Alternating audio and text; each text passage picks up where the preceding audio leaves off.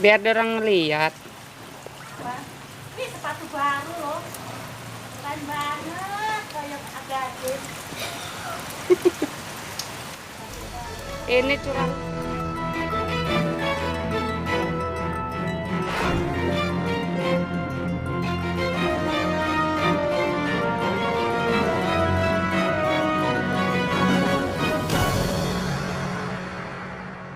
Sebentar udah segini airnya, sampah dari atas. Dari atas turun ke bawah.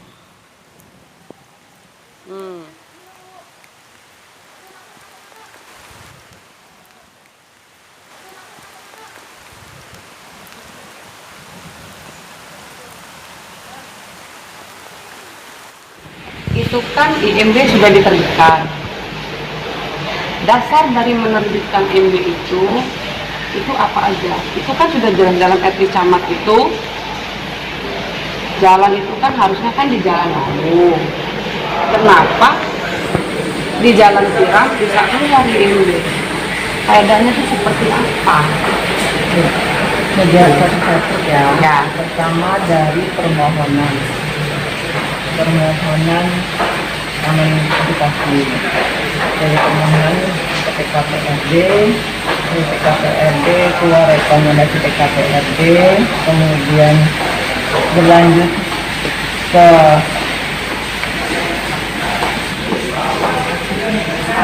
yang ada di sekitarnya, maksudnya persyaratan rekomendasi TKPRD itu apa saja. Selanjutnya dari etis camat, kemudian kembali lagi ke halo Mas Ismail. Kemudian dari rekomendasi TKPRD itu ada rekomendasi yang lain termasuk andalan KPR, itu semua berdasarkan surat permohonan dari taman edukasi. Makanya kan jadi terkait untuk IMB ini ada dua versi. Pertama administrasi dan teknis. Kami bidang teknis.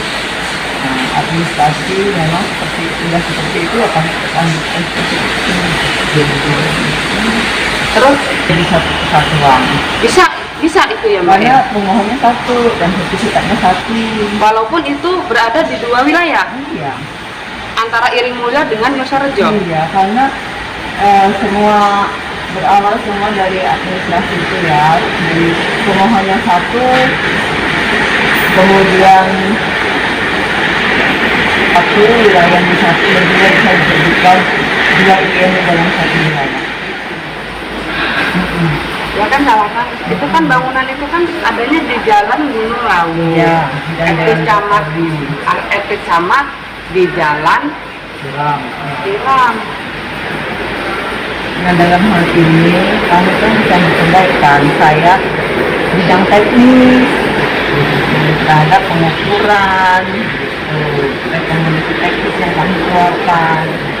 Kami tidak administrasi enggak. Untuk IMB sendiri itu sudah terbit. Alhamdulillah Sudah selesai. Ya dengan jalan itu tadi itu. Bangunlah. Walaupun itu pun terjadi polemik di bawah, menjadi manipulasi data. Oh, kalau manipulasi data, nah supaya itu terkait dengan administrasi. Oke, ya kan kita aja Mbak. Perizinan yang dikantongi pihak pengelola Taman Edukasi Kota Metro yang diterbitkan pemerintah setempat patut dipertanyakan dan perlu dievaluasi atau ditinjau ulang. Lantaran masih ada persoalan yang tentunya belum diselesaikan dalam pemenuhan syarat perizinan sesuai fungsi peruntukan bangunan. Terkait hal ini, anggota DPRD Kota Metro, Indra Jaya kepada tim reportase, dengan tegas mengatakan, jika pelanggaran itu jelas adanya, maka bangunan yang melanggar tata ruang dan DAS dalam perkotaan dalam Taman Edukasi, harus dibongkar, dan pihaknya akan turun ke lokasi guna meng-cross-check langsung kondisi sebenarnya dipadukan dengan data dokumen yang telah ada sementara ini, kata Indra Jaya, Selasa, tanggal 31 Agustus tahun 2021 di ruang kerjanya. Permasalahan di itu. itu. Iya, sebenarnya gini, Kalau misalnya itu ada pelanggaran terkait dengan izin yang menyebabkan akhirnya ada penyempitan di daerah aliran sungai itu tadi yang menyebabkan banjir, bongkar. Jelas di aturannya, di perda ini ada. Kalau bangunan itu tidak sesuai dengan izin mendirikan bangunan, itu bisa dibongkar. Tambah lagi kalau bangunan itu merubah Aliran sungai. daerah aliran sungai itu tadi, itu sudah jelas-jelas pelanggaran. Iya. Iya kan?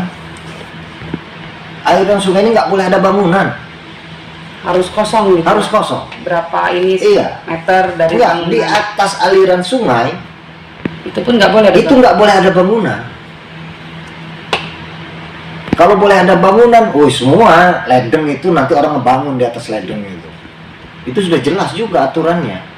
Jadi menyikapi hal ini, Bang. Ya, Nah, jadi nanti menyikapi hal ini saya yang jelas nanti kami, ya kan, karena ini terkait dengan leading sektor di Komisi 1, kami panggil nih apa itu dinas perizinan, ya kan, kami bakal konfirmasi terkait dengan IMB-nya sudah sesuai apa belum, karena ini kan terkait dengan dua tempat yang berbeda, satu di Ringmulyo, satu di Yosorejo. Sementara yang satu bangunannya ini itu terkait dengan izin pendidikan, edukasi, taman edukasi. Yang satu lagi izinnya untuk bangunan satu lantai untuk wisata. Iya. Ya kan? Nah itu tadi kita harus cross check juga, karena kalau ini nggak di cross check dulu nanti saya salah lagi ngasih ininya. Cuman yang jelas kalau misalnya ini ada bangunan di atas aliran sungai, itu sudah jelas-jelas pelanggaran. Itu sudah jelas pelanggaran. Kalau misalnya awalnya aliran sungai itu 2,5 meter, sudah itu karena ada bangunan itu tadi dia jadi 1,5 meter, kan pelanggaran itu. Berarti dia merubah daerah aliran sungai. Iya, kan? Siapa yang ngizinin merubah itu? Iya. Pemerintah ngizinin. Kan nggak mungkin pemerintah mau ngizinin itu. Advice Planning adalah dokumen keterangan rencana tata kota atau kabupaten bagi warga yang ingin mendirikan sebuah bangunan. Hal tersebut dilakukan agar bangunan tata kota teratur, tidak semrawut, serta tidak melanggar aturan yang mengait. Dalam advice tersebut juga mengatur mengenai tujuan mendirikan sebuah bangunan, apakah sesuai dengan peruntukan lahan dalam wilayah dimaksud. Namun, di kota metro banyak ditemui bangunan usaha milik swasta melanggar tata ruang perkotaan dan bahkan terjadi penyimpangan data dokumen perizinan bangunan, dalam hal ini izin mendirikan bangunan atau IMB. Terkait hal itu, fokus pada bangunan Taman Edukasi Kota Metro belakangan ini diketahui mengantongi IMB dengan kutipan izin bangunan satu lantai dan taman rekreasi keluarga, diduga ilegal dengan memanipulasi data syarat perizinan. Penelusuran tim reportase, diketahui bahwa untuk memenuhi syarat dokumen perizinan, pihak pengelola Taman Edukasi dibantu oleh 2 orang yang katanya 2 orang oknum wartawan yang turun untuk memenuhi dokumen syarat perizinan hingga ke kecamatan.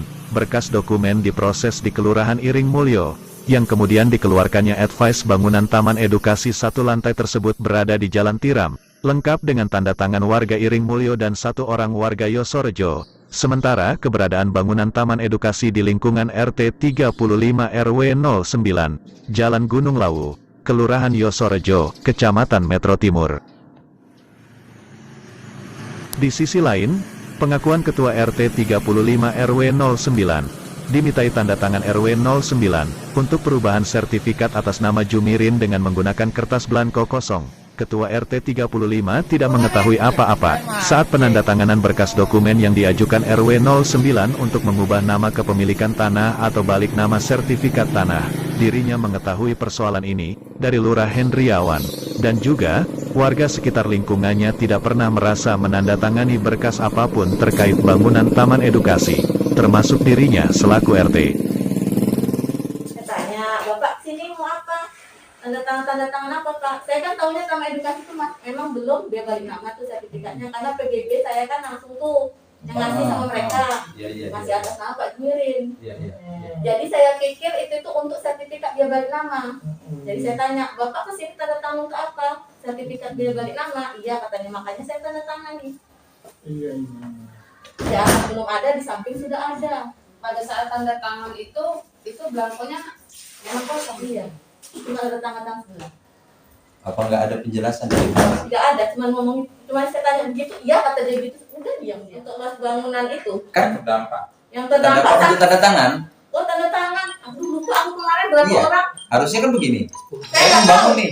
Iya saya nggak tahu loh Pak bacanya berapa. Itu berapa orang kan harus kosong. Itu dia kasih Saya bola nggak tahu. kosong. Oh, artinya itu belangku kosong itu. Iya, saya nggak tahu. Dari Pak RW itu. Iya. Saya nggak tahu sama Oh. sekali berapa, makanya aku tanya tuh berapa, aku pikir itu semua orangnya. RT dia tahu setelah saya nggak tahu. Iya, kemarin cuma saya lupa berapa orangnya, saya lupa ada Karena berapa. ada Ah, iya. Sama sekali nggak tahu berapa orang tanda tangan. Karena belangko kosong diajukan ke Pak RW. Minta Pak RW untuk Yang sebelahnya udah tanda tangan ini Pak RW. Jadi aku pikir kan dia beri nama ya, aku juga tanda tangan. Udah ada tanda tangan Berarti juga. Pak Jumirin itu jual tanah sebelum ibu jadi RT. Iya, benar. Tadi Saya kan nggak tahu nggak- jual belinya kan. Yang dari bawah maksudnya, Salah dari satu lingkungan. Kalau dari lingkungan biasanya sih kiri kanan kan. Harus tahu udah bilang Mbak, biasanya begitu sih. RT-nya, RW-nya biasanya begitu. Itu Taunya cuma itu. Oh Iya, gitu. heeh. Tidak ada syarat lain yang untuk dipenuhi gitu sebelumnya. Biasanya sih dampaknya itu apa? Apa itu namanya? Kalau lupa sih untuk lingkungan hidup itu apa namanya itu? AMDAL. Biasanya kan itu ada tuh. Ada syarat-syarat itu baru Iya. baru turunlah ke bawah ya. Iya, biasanya begitu. Biasanya begitu. Ini saat pas terjadinya itu tidak ada sama sekali, hanya belangko kosong itulah Iya, ya. saya tidak Yang tahu ditahu sama hanya sekali. untuk apa? Sertifikat. Iya, saya tidak dilibatkan dalam hal itu, nggak tahu. Iya. Kalau saya tahu, saya nggak mungkin Iya. tanda tangan. Soalnya masalah warga tempatku itu pada protes tuh Pak. Prosesnya Ya karena banjir, Iya. apa itu? banjirnya sampai sini loh Pak. Sementara mereka tidak tahu tanda tangan itu ya, Enggak. tidak pernah ada yang memberikan kan ya. Mengenai hal ini, Lurah Yosorejo, Hendriawan tidak membantah adanya dugaan tersebut. Hendriawan membeberkan permasalahan yang ada, karena semua muncul dari warganya yang terdampak atas hal ini. Advice yang dikeluarkan camat sudah dengan tanda tangan dari pihak Kelurahan Iring Mulyo, yang kemudian ke Kelurahan Yosorejo. Proses advice dibuat di Kelurahan Iring Mulyo dan terbitlah perizinannya. Namun, belakangan ini masih ada timbul masalah di bawah, khususnya di lingkungan RT 35 RW 09 dan RT 28 RW 08, yang tak pernah mengetahui soal berkas penandatanganan lingkungan terdampak sebagai syarat kelengkapan perizinan. Selain itu, ada gejolak masalah das yang menyempit dan berdampak banjir di dua lingkungan tersebut.